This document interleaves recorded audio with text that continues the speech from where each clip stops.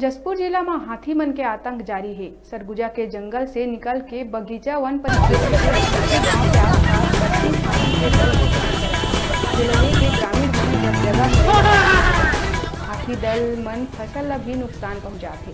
बगीचा रेंज के झिंकी गांव में 32 हाथी के दल पाछू 2-3 दिन से लगातार उत्पात मचावत है। कई ग्रामीण के घर मन ला भी नुकसान पहुंचा है। खेत के कटे फसल ला नुकसान पहुंचाते। ग्रामीण मन के कहना है कि नाका ला हाथी होए के सूचना देहे गए, लेकिन नाका गांव के अंदर नहीं आते। बाहर से ही रोड किनारे बसे ग्रामीण मन ला समझाई दे के चले आवत है।